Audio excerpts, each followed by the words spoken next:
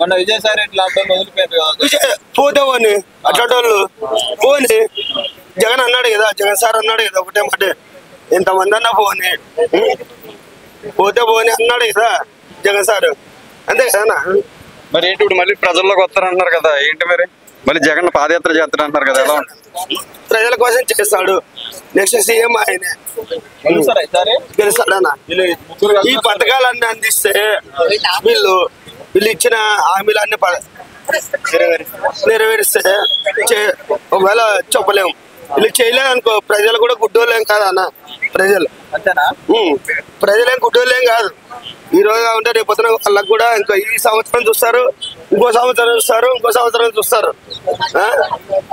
Next తర్వాత వాళ్ళకు కూడా ఎలక్షన్ లో వచ్చేటప్పుడు మైండ్ లో అర్థం అయిపోతుంది. అప్పటికి ప్రజలు కూడా ఆలోచిస్తారు అన్న.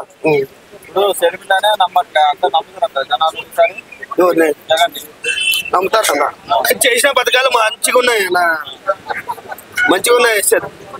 జగన్మోహన్ రెడ్డి సార్ చేసిన పథకాలు మంచిగా ఉన్నాయి.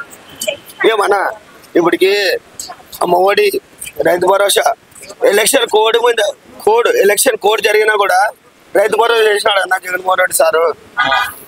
ఇచ్చినాడు, బటన్ నొక్కి చేసినాడు. ఒకవేళ వీళ్ళు కూడా ఇప్పుడు సూపర్ 6 ఇచ్చినారు కదా, ఆమెను కూడా సెలెక్ట్ అయితే వీళ్ళు కూడా ప్రజలు నమ్ముతారు. వీళ్ళు ఒకవేళ చేయలేదు అనుకో, రేపు ప్రజలు తిక్కోళ్ళు కాదన్న. ప్రజలేం తిక్కోలేం కాదు. ప్రజలు కూడా మైండ్ ఉంటుంది ప్రజలకి. ఎవరు ఓటు వేయాలని కూడా ఆలోచిస్తారు. ఇప్పుడు లోకేష్ అంతమందేమో అందరు పప్పు అనే, ఇప్పుడేమో ఆంధ్రప్రదేశ్ ఉప ముఖ్యమంత్రి అంటున్నారు, ఎట్లా అనిపిస్తుంది? అవునన్నా, అది జనసేన కూటమి పార్టీ. అది కూటమి పార్టీ.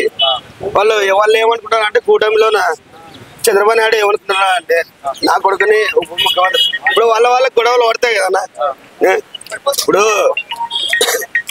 చంద్రబాబు నాయుడు నారా లోకేష్ సార్ని ఉప ముఖ్యమంత్రి చేయాలని చూస్తున్నాడు. చేయాలంటే అది ఎట్లా